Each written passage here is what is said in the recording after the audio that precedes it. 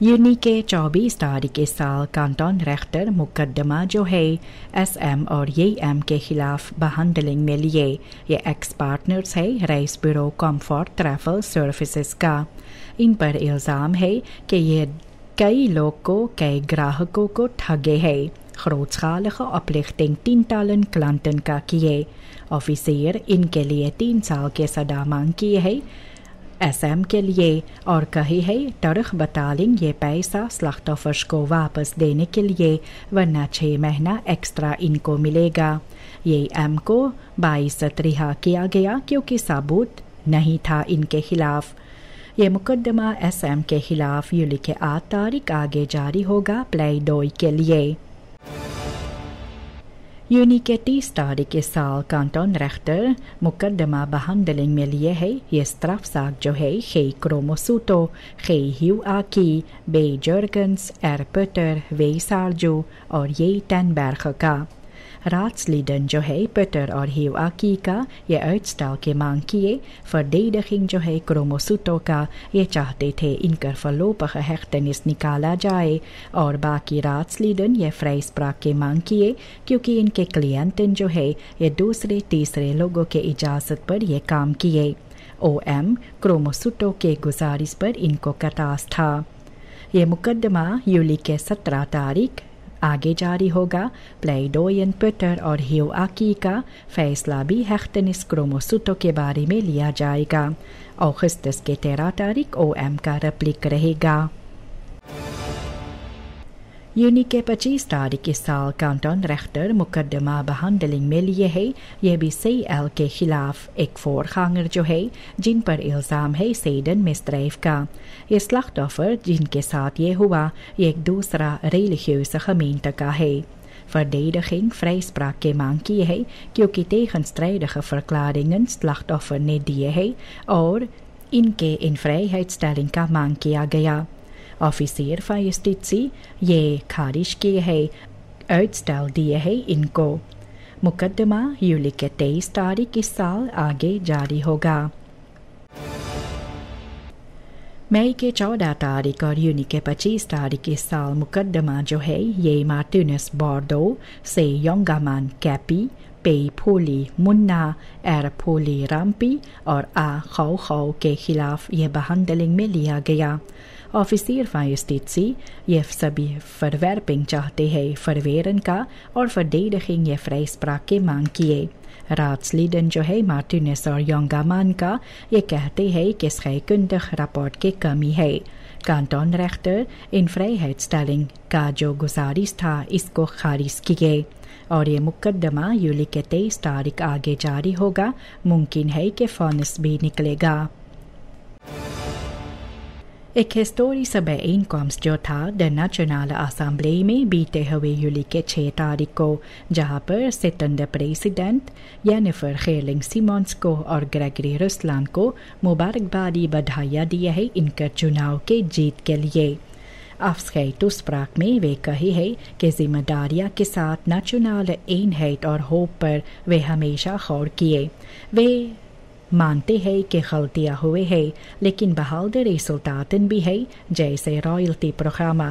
वे नया सरकार को भी कही है कि सामनwerking और डियालोग के साथ इनको आगे बढ़ना चाहिए। Mijn liefde voor Suriname kent geen ambtstermijn, ऐसे वे अपने भाषण को ख़त्म किए। सूरीनाम को बीते हुए इतवार यूली के 6 तारीख से इतिहास में जेनिफर गेर्लिंग सिमोन्स NDP का जो ऑफिशियल चुना गया है पहला vrouwelijke प्रेसिडेंट सूरीनाम के लिए और ग्रेगरी रुसलैंड NPS का विस प्रेसिडेंट।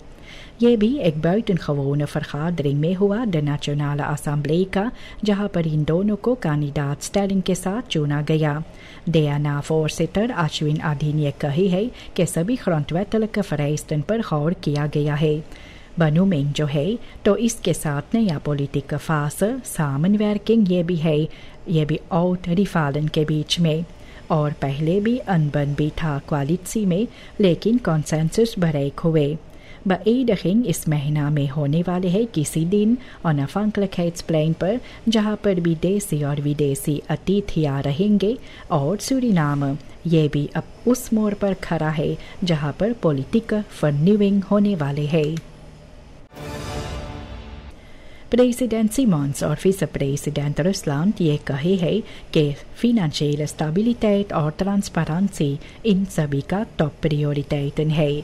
सिमोन्स चाहते हैं begroting 2025 इसे कम समय के अंदर afrond करने के लिए और एक ombudsfunctie इनफोर करने के लिए जहां पर बेहतर कम्युनिकेशन बातचीत भी हो सके सरकार और जनता के बीच। रुसलैंड ये कहते हैं कि सोबरheit और सामनवर्किंग सभी पार्टियों के साथ मिलकर बड़े से बड़े मुसीबतें और मुश्किलें ये लोग लड़ सकते हैं। इनके लिए ये फिनेंशियल ग्रिप तब रहेंगे इन्वेस्टिंग के लिए vitale sectoren जैसे onderwijs, gezondheidszorg और veiligheid में। ये नया regeerteam जो है इनके लिए एक stevige uitdaging है, लेकिन वे तैयार है इस पर काम करने के लिए। De Caribische gemeenschap CARICOM ये भी एक डिप्लोमेटिक mijlpaal bereikt किए है accreditering जो हुए eerste Palestijnse ambassadeur Dr. Linda Soubey Ali का। सेक्रेटरीज-जनरल डॉक्टर कार्ला बार्नेट ये कही है कि ये krachtig सिग्नल है solidariteit का और वे इस पर मांग की है staakt vuren in Gaza।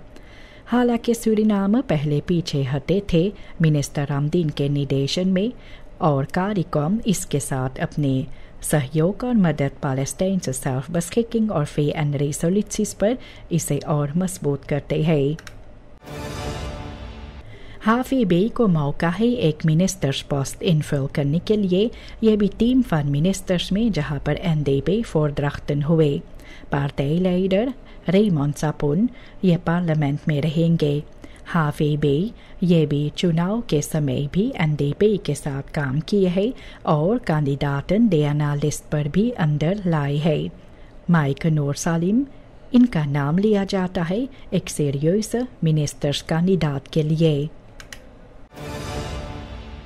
Hang Ramnandan लाल पालुका ये कहते हैं कि स्पुdige regeringsvorming होना चाहिए और फोकस खास तौर पर इन होत पर होना चाहिए न तो पार्टी बलांग पर।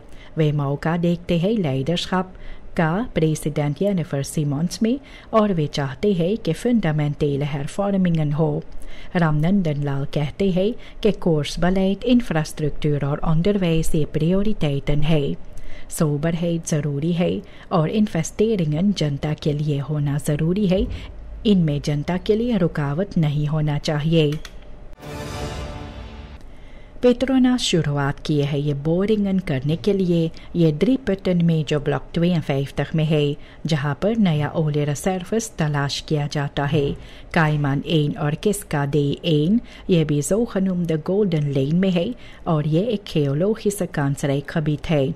बोर प्लेटफॉर्म नोबल डेवलपर ये uitvoering कर रही है और एक्टिविटीज़ ये लोकल ondersteuning इनको मिलता है और इनमें 300 werkdagen लगेगा।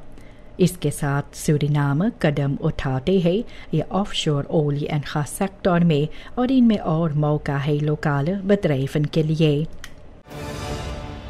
स्टूडेंटन जो है एवाल पे मेयर ल्यूसियम 2 का यूली के 4 तारीख इस साल एक खुद का बनाया हुआ एंटी टबक पोस्टर्स ये स्कूल लीडिंग को दिए है। ये अक्सी हुआ है 7 प्रोग्राम को लेकर जो bewustwording tabaksgebruik के लिए है और पोस्टर्स ये बनाया गया है wereld एंटी टबक dag को इनकर याद में और इसके साथ भी एक krachtige boodschap संदेशा जो है जो दिया जाता है rookvrije leeromgeving के लिए।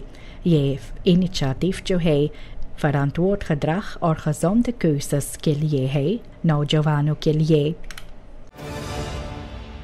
सूरीनाम के सड़क जो है काफ़ी टूटे हुए होते हैं, बिगड़े हुए हाल में होते हैं और इससे काफ़ी खर्चा होता है, voertuigschade भी होता है। VS जो पारामारिबो का है ये कम से कम SAD 15,000 लगा चुके हैं onderstel reparaties में और ये अपने schokbrekers ये बार बार बदलते रहते हैं। Automobilisten और bedrijven इनको भी onderhoudskosten के खर्चा उठाना पड़ता है और ऐसे भी ये होकर प्रेसन में डोरवर्क होते हैं कंज्यूमेंटन के लिए और इनमें स्ट्रक्चरल हेयर स्टाइल नज़र नहीं आते हैं। Huizen Asiana को मुसीबतें बड़ी है, ernstig personeelstekort है और slechte hygiëne है। जो bewoners वहाँ का है इनको onvoldoende zorg मिलता है और ये tehuis में tekort है, दवाइयाँ का कमी है, verzorgingsmaterialen नहीं है financiële tekorten के कारण। ओवरहेड सब्सिडी होता है लेकिन इसके साथ सभी खर्चा और कमियां उठाया नहीं जा सकता है और इन्वेस्टेरिंग इनमें कम होते हैं। पर्सोनल ये ओवर बलास्ट होते हैं और डिमोटिवेट हो जाते हैं। इनसे होogziekte verschuim भी नजर आते हैं। कोशिश भी किया गया है स्ट्रक्चरल oplossing के लिए तो भी ये हो ना सका। ये erbarmelijke omstandigheden जिसमें bewoners वहाँ पर रहते हैं तो ये भी एक schrijnend प्रॉब्लम है और इसके लिए भी सरकार के ध्यान और मदद ज़रूरी है। यूडिथ टेलबॉर्ग इनको फिर से इज्जत अफजाई किया गया है। इनकर काम के लिए ब्लड डोनर वे है और वे कम से कम 45 डोनाची से ज़्यादा कर चुके। वे शुक्रगुजार है कि लोग इनको फिर से इज्जत अफजाई किए और ये इनकर दिल को छू लिए है। टेलबॉर्ग ये एक्टिव है Huizen Asiana में और पार्टी DA 91 में। इनकर सोशल rechtvaardigheid के लिए इनको माना जाना जाता है। इनकर डबल onderscheiding के साथ भी maatschappelijk inzet जो है आगे बढ़ते हैं और इनकर maatschappelijke inzet के लिए इनको दिया गया। Magenta में 21 कोर्सेस्तन जो है ये ट्रेनिंग टेक्सटाइल werkvormen जो है प्रोजेक्ट व्रोको फूमे की मोनी ये slaag हुए है। deelnemers जो थे इनका खुद का फैसला भी था deelname के लिए और इनके साथ इनको सर्टिफिकेट, एक नई मशीन और कुछ सामान मटेरियल दिया गया। मिनिस्टर स्टीफन मैकआंड्रो इनके मोटिवेशन के लिए तारीफ इनकर किए है और कहे है कि ये सेल्फ रेडसामheid के लिए बिल्कुल ज़रूरी है।